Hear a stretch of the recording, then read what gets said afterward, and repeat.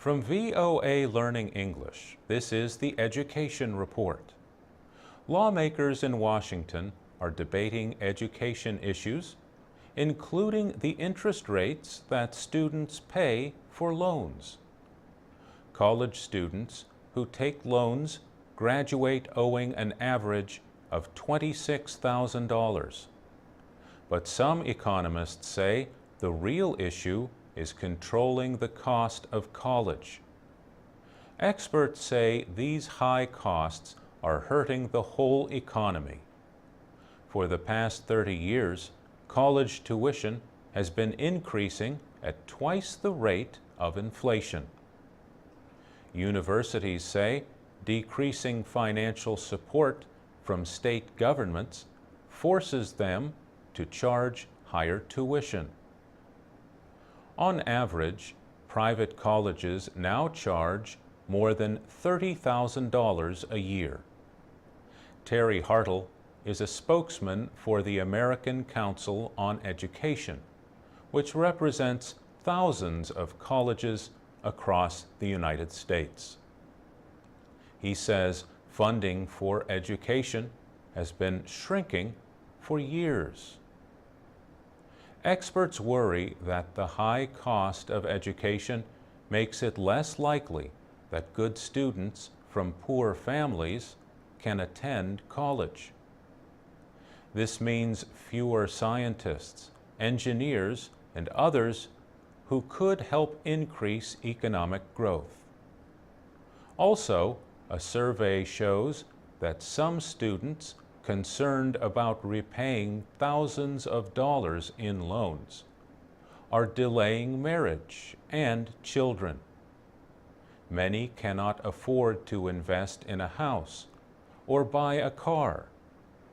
Georgetown University labor economist Anthony Carnevale says the current system cuts economic growth for the whole country, and the effects are important. He says meeting the demand for workers with higher education could add $500 billion to the American economy. A new government report says 1/3 of Americans aged 25 to 29 now hold college degrees, up from 1/4 in 1995. For VOA Learning English, I'm Mario Ritter.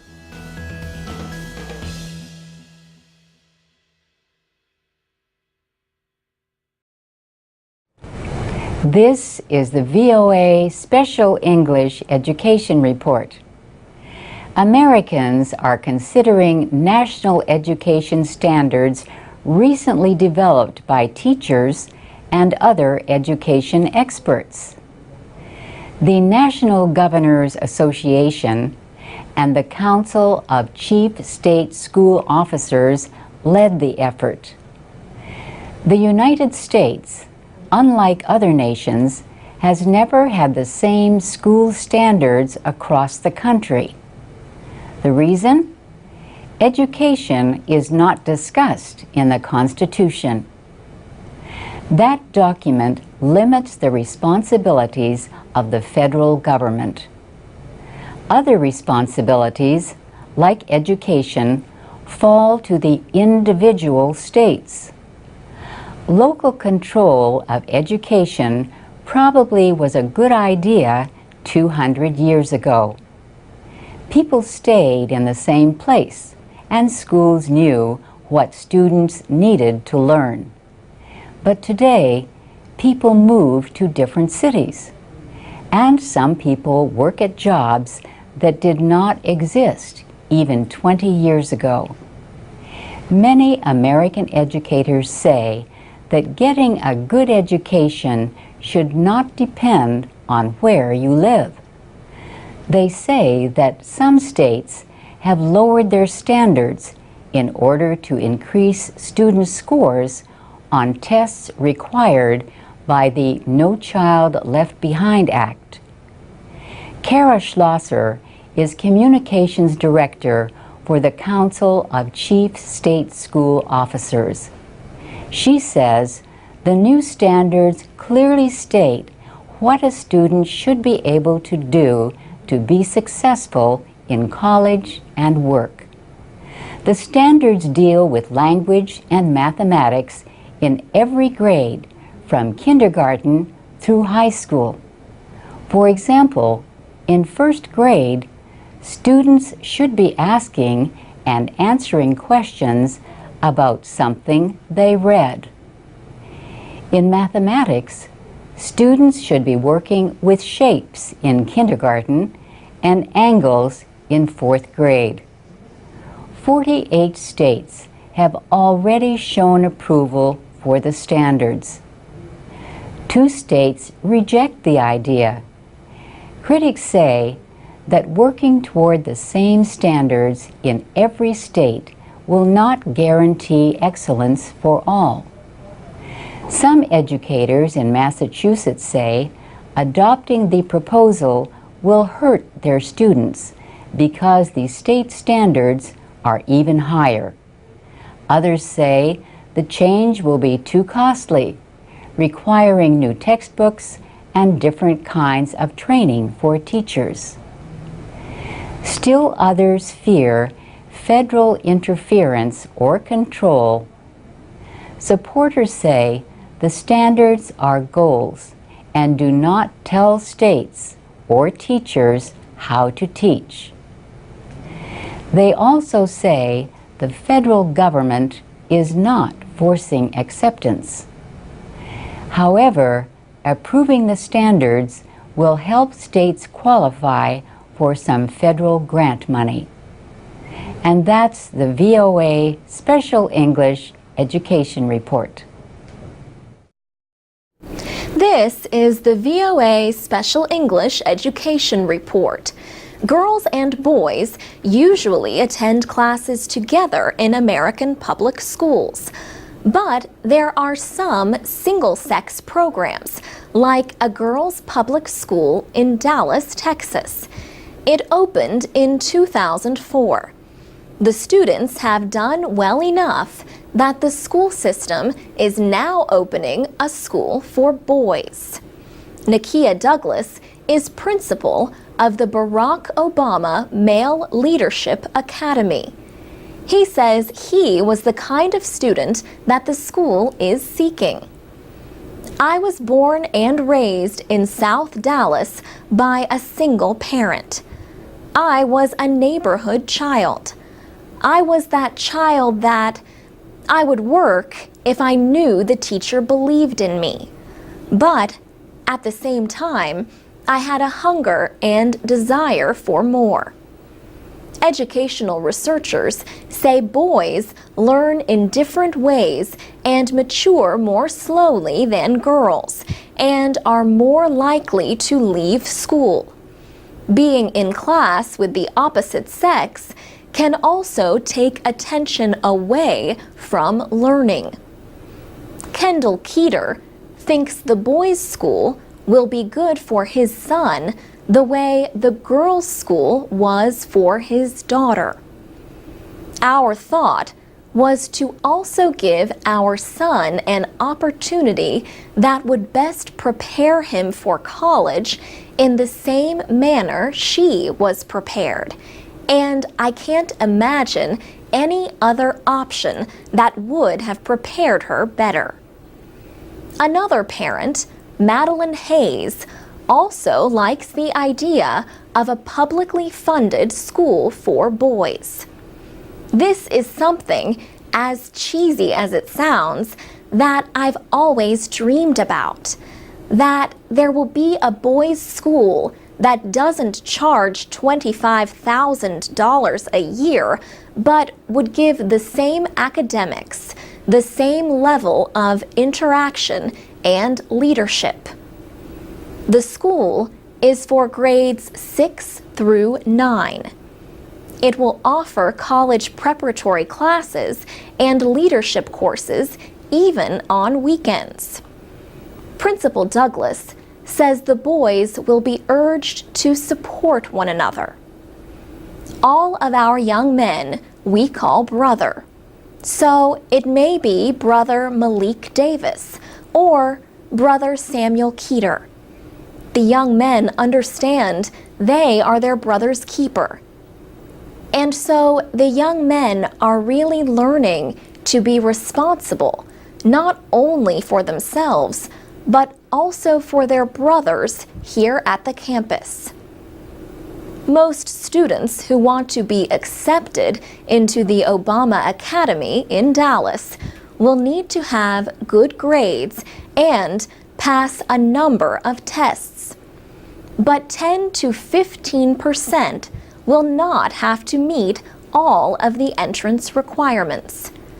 Principal Nakia Douglas says they will have to show they have a strong character and a desire to learn. For VOA Special English, I'm Alex Villarreal. This is the VOA Special English Education Report.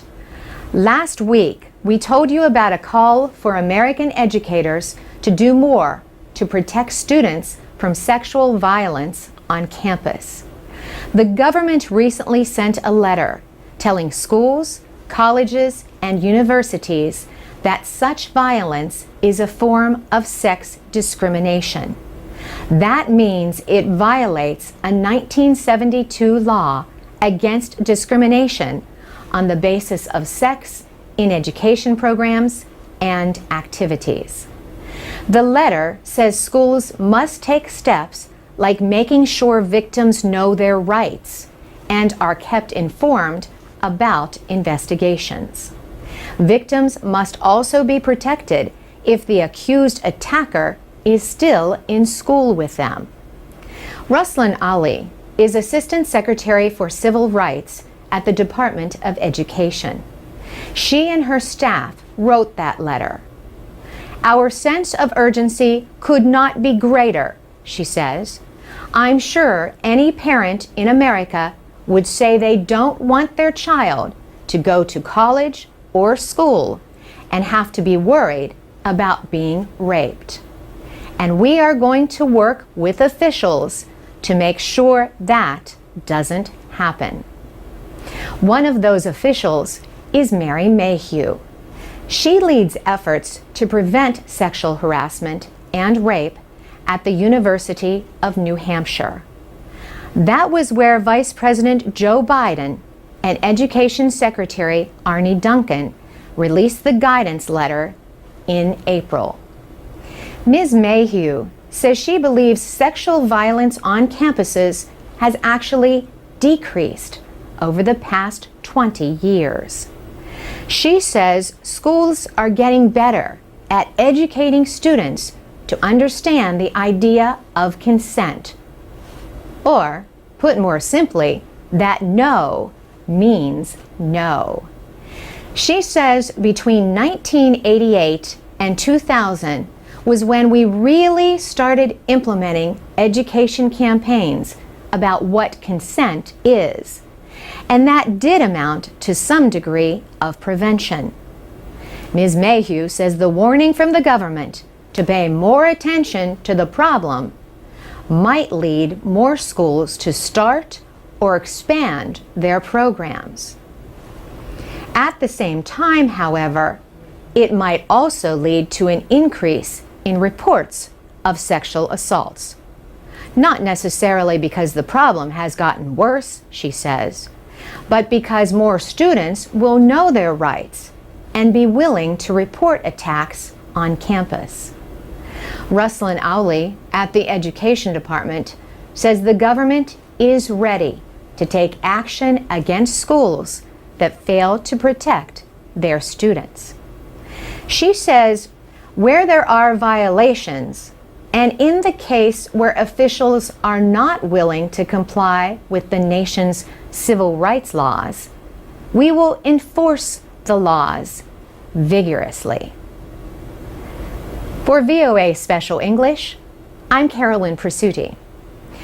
If you want to read that 19-page letter, go to voaspecialenglish.com. This is the VOA Special English Education Report. What is the best way to learn a new language? A small study of foreign language learning in adults compared two methods. One is known as the explicit or classroom method. This is the kind of traditional classroom teaching where students are taught a lot of information about grammar rules. The other method is known as the implicit or immersion method. The idea here is to learn much the way children do when they learn a native language. That is, by being with native speakers and absorbing the language that surrounds them, generally without a lot of explanation. Teachers may combine these two methods into what Professor Michael Ullman calls immersion-style classroom teaching. But is that necessarily a better way to learn a language? Mr. Ullman was the senior investigator for the new study. He is a professor of neuroscience at Georgetown University Medical Center in Washington. He says he was surprised to find that combining the two methods might not help the brain in processing the new language. If he had to learn a language, what would he do? One possibility would be to start with classroom and then go to immersion.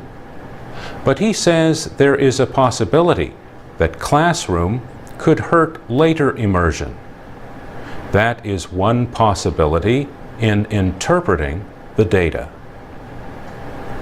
The Public Library of Science published the study earlier this year. The 21 adults in the experiment learned Brocanto 2, a 13-word language created for the study. The words and grammar rules relate to a computer game similar to chess that the learners played. For example, Blom Nemo Lu Nip Li Praz means the square Blom piece switches with the Nip piece. The researchers tested the people 3 to 6 months after they had learned the language to see how well they could remember it. The study found that those who had learned it with the immersion method had brain waves similar to those of native speakers of a language when speaking that language. Professor Ullman says those who trained with the classroom method also became more native-like in their brain processing. But only the immersion group showed full native-like processing of the grammar. Still, he says teachers should not make any curriculum changes based on his findings. He says further research is needed. And it may be, for example, that a combination of classroom and immersion might be best. But we don't know that. For VOA Special English, I'm Mario Ritter. I'm Alex Villarreal with the VOA Special English Education Report. In Giles County, Virginia, the school board has removed displays of the 10 Commandments in its schools. The county thought that posting the 10 Commandments along with the first part of the United States Constitution might help increase moral values. There had been few complaints since the commandments were posted almost 12 years ago. But recently, civil liberties groups had threatened to take the county to court if it did not remove them. The United States Supreme Court permits the 10 Commandments to be on public property, so long as the goal of displaying them is not to gain support for religion. But in 1980, the court ruled that the Ten Commandments cannot be shown in public schools because displaying them shows support of religion by the government. Jewish and Christian holy books say the Ten Commandments were laws given to the prophet Moses by God. Many Americans believe the country was founded on Judeo-Christian beliefs. Many of their beliefs are expressed in the Ten Commandments. They are a set of rules against murder, stealing, cheating, adultery, and profanity. Douglas Laycock is a professor of constitutional law at the University of Virginia School of Law in Charlottesville. He says the Supreme Court has ruled that governments must be neutral about religious teachings. He said, putting up the Ten Commandments in a way that promotes the Jewish and Christian scriptures is a violation of the Constitution, and especially if they do it in a public school. Officials in Giles County say they may put the Ten Commandments back on the walls of the schools, but will add other historical documents. Professor Laycock says it is possible that might satisfy a court. Since the Supreme Court ruling in 1980, more conservative justices have been appointed to the court.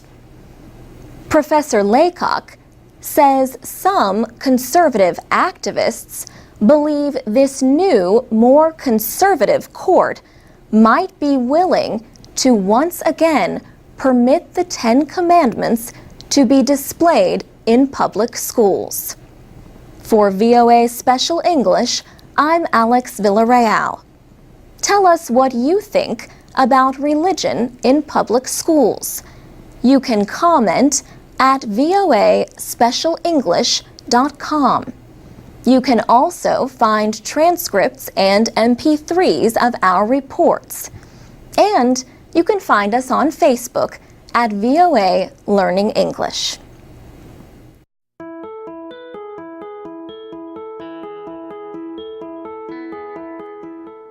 From VOA Learning English, this is the Education Report.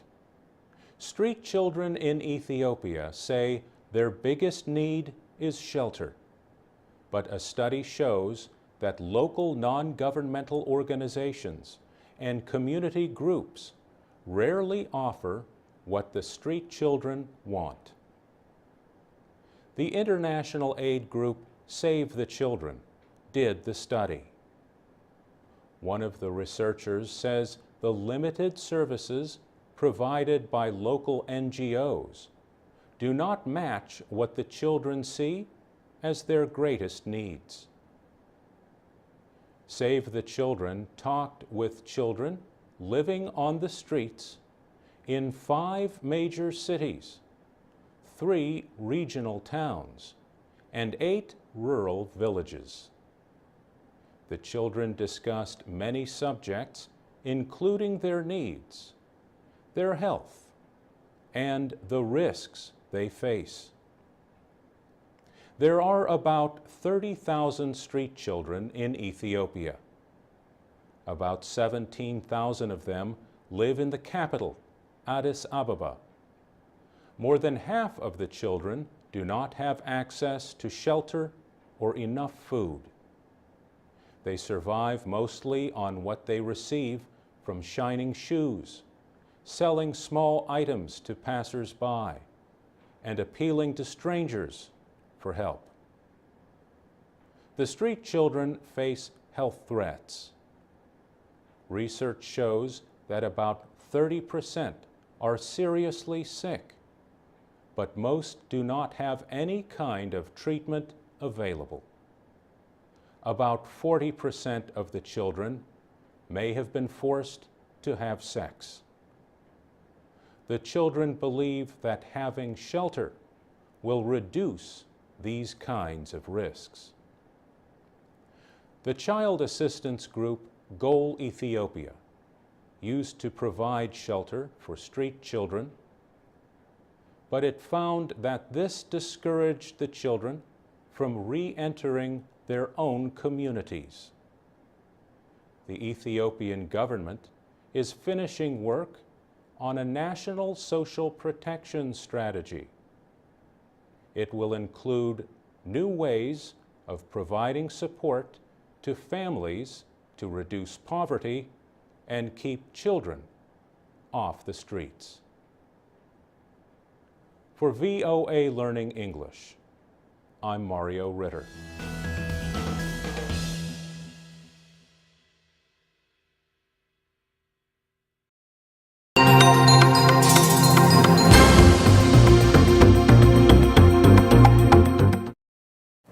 This is the VOA Special English Education Report. Recently, we told you about a finding that more years of school could help students get higher scores on intelligence tests. That was the finding of a study of teenage males in Norway. Now, other research shows that physical activity may help students do better in their classes. The research comes as educators in some countries are reducing time for activities like physical education. They are using the time instead for academic subjects like math and reading. Researchers at VU University Medical Center in Amsterdam reviewed the results of 14 studies. 12 were from the United States, 1 from Canada, and 1 from South Africa. The studies appeared between 1997 and 2009. They included more than 55,000 children, ages 6 to 18. Researcher Amika Singh says the studies showed a link between physical activity and scores on subjects such as math, English, and reading. Based on the results of our study, we can conclude that being physically active is beneficial for academic performance. Ms. Singh offers some possible explanations. There are, first, physiological explanations, like more blood flow, and so more oxygen to the brain. Being physically active means there are more hormones produced, like endorphins. And endorphins make your stress level lower and your mood improved, which means you also perform better. Also, students involved in organized sports learn rules and how to follow them. This could improve their classroom behavior and help them keep their mind on their work. The study leaves some questions unanswered, however. Ms. Singh says it is not possible to say whether the amount or kind of activity affected the level of academic improvement. This is because of differences among the studies. Also, they were mostly observational studies. An observational study is where researchers do not do controlled comparisons. They only describe what they observe.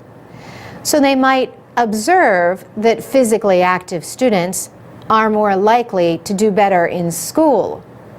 But that link does not necessarily mean being active was the cause of those higher grades. The researchers called for more high-quality studies to confirm their findings. They said they found only 2 high-quality studies. They also pointed out that outcomes for other parts of the world may be quite different. The findings appeared in the archives of pediatric and adolescent medicine. For VOA Special English, I'm Carolyn Presutti.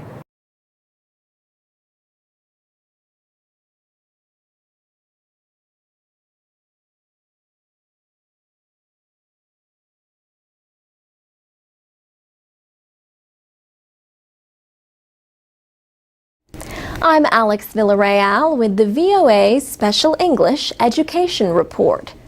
Surveys of American teenagers find that about half of them do not get enough sleep on school nights. They get an average of 60 to 90 minutes less than experts say they need. One reason for this deficit is biology. Experts say teens are biologically programmed to go to sleep later and wake up later than other age groups.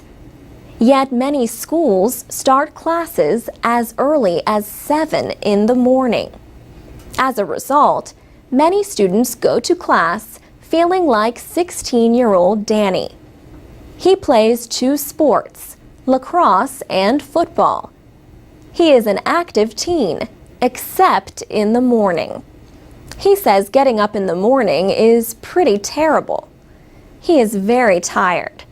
Through first and second period of school, he can barely stay awake.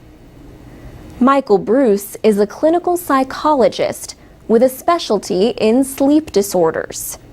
He says teenagers need to sleep 8 to 9 hours or even 9 to 10 hours a night. He says sleepy teens can experience a form of depression that could have big effects on their general well-being. It can affect not just their ability in the classroom, but also playing sports and driving a car. Michael Bruce says any tired driver is dangerous, but especially a teenager with a lack of experience. So what can schools do about sleepy students? The psychologist says one thing they can do is start classes later in the morning. He points to studies showing that students can improve by a full letter grade in their first and second period classes. Eric Peterson is the head of St. George's School in the state of Rhode Island. He wanted to see if a 30-minute delay would make a difference. It did. He says visits to the health center by tired students decreased by half. Late arrivals to first period fell by a third. And students reported that they were less sleepy during the day. Eric Peterson knows that changing start times is easier at a small private boarding school like his. But he is hopeful that other schools will find a way. Patricia Moss, an assistant dean at St. George's School, says students were not the only ones reporting better results. She says just about all the teachers noticed immediately much more alertness in class and a more positive mood. For VOA Special English, I'm Alex Villarreal. You can read, listen, and comment on our programs at voaspecialenglish.com. We are also on Facebook and Twitter at VOA Learning English. This is the VOA Special English Education Report. Spain is struggling with a recession. More than 1 in 5 Spaniards are out of work. The unemployment rate is the highest of the 17 nations that use the euro. But one area of the economy that seems to be doing well is English classes. A report this year from the Education First company listed Spain as a low proficiency country in English. Spain ranked just below Italy and just above Taiwan. About a fifth of the world speaks Spanish. There are many Spanish-language TV shows and movies. Spaniards can also watch Hollywood movies dubbed in Spanish or news from Latin America. One of the few English voices on Spanish TV belongs to Richard Vaughn. Mr. Vaughn is from Texas, but for 35 years has lived in Spain. He operates that country's biggest English teaching company. It even has its own TV channel. Aprende Inglés, Learn English, is Spain's only national channel in English. He says people watch his channel and take his classes to get a better job. People don't learn English here for cultural reasons. Some do. But the motive is always, 99% of the time, professional. Modern changes in the world economy, globalization, may offer chances for a better job in another country. But economic problems at home can also make people feel they have few other choices. The director of the Language Center at the London School of Economics says language learning is up across Europe. In Spain, some of those studying English hope for jobs in Britain or the United States. But others want to work for international companies with offices in Spain. Many companies now require workers to be bilingual. Dominic Campbell is an American who lives in Madrid and teaches English part-time. He says a lot of jobs now want at least Spanish and English, and a lot of them are asking for Spanish, English, and French, especially airlines. He says many of his students thought, "I've got Spanish. That's all I need." But people also need jobs. More than 40% of Spaniards in their 20s are out of work. Inigo Gomez has an education degree but could not find a teaching job. So I think it's a good idea to go to the United Kingdom and try to find a job as a Spanish teacher. And while he does that, many Spaniards, for the first time, will be spreading their new education in English at home. For VOA Special English, I'm Carolyn Prasuti.